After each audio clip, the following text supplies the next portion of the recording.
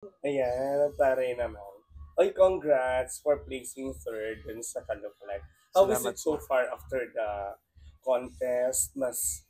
Mara, paano ang life ngayon na mas marami nang nakaka-associate sa'yo kay Ah, Daniel? Ngayon po mas nag-iba po. Mas may nakakakilala na sa akin. Yun. Pero ano yon is that something na nai-enjoy mo or medyo asiwa ka pa? Oo naman po, na-enjoy ko po kasi gusto ko naman po talaga yung ganito na nakahalubilo ako sa ibang tao. Yun. Have you had any encounter with Daniel na ba? Opo. How was it? And kailan yun? Ah, Madaming beses na po eh. Ah, okay. Pero masaya po kasi nakasama ko siya na papanood ko lang siya before. Nakita ko na siya, nakasama ko.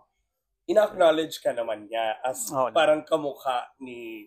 Oo Parang naman. Approve ba kay Daniel na kamukha mo siya? Hindi ko masabi. Pero pag binabati naman niya ako pag Pati yung hairstyle mo updated kasi ngayon eh. Kasi ganyan yung hair ni Daniel. so may effort talaga to be like, or dahil lang sa contest.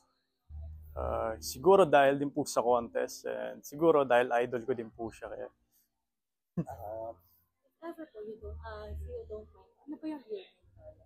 Cesar po. Ayun po.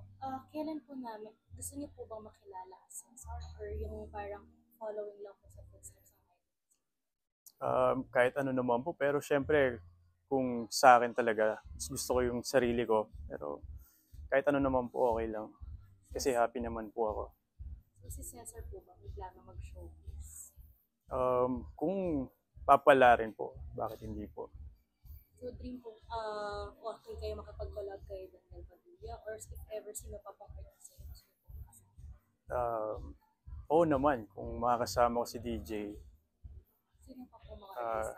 si Catherine, ayaw siguro mo si ba Catherine. magkasama? Si Catherine pati si Andrea, sabay sila sa Ay, ang taray naman. Talagang sasabayin mo. Ang messy mo. Diba? Ang kalat-kalat ni Cesar. Ay, may girlfriend ka nga eh. Di ba? Nalala ng talent ni Cesar. Kasi talented si Daniel, di ba? Bukod sa Kalokalay. uh, ginagaya ko yung ano niya pero di ko makuha, iba talaga yung DJ. Yung pagkanta, parang ganon. But in Iba terms talaga. like yung sayaw, Daniel, di ba may ganon din eh? May Hmm. signature DJ din na. Iba si Daniel. Ah, okay. Mahirap talagang gayahin. Pero ilang years yung effort before you're able to makuha somehow na yung Daniel Padilla na look? Siguro po simula na napanood ko po siya parang tinatry ko na pong gayahin yung forma niya, yung yun po. Pero sino yung unang nagsabi na kamukha mo? Hindi ko po maalala pero ibang tao po yung nagsabi, hindi ko din po kilala eh. Pero ikaw, hindi mo na-acknowledge na kamukha mo siya. Hindi ko po makita sa hindi ko makita kasi yung sarili ko yung po yun eh. pagtawa mo na bigil, nakakainis. Ikaw eh. Eh, kahapon nakita namin si Daniel, no? Parang nakita Oo ulit nga. namin yun. Oo, mas maputi lang siya. Actually, Pero paano ka ngayon nag-a-adjust yung, like, for example, yung private life mo, like yung jowa mo, ganyan. Kasi syempre, in a way, I mean, dahil kamukha mo nga si Daniel, ibig sabihin, gwapo ka talaga, di ba? So, paano nag-a-adjust si jowa? Wala naman po kasi kilala naman niya ako kung ano talaga. Ano ka Eh, daw dito? di ko nga alam sa kanya eh. Nagsiselos ba jowa mo pa marami nagpapicture yung babae sa'yo? Di naman.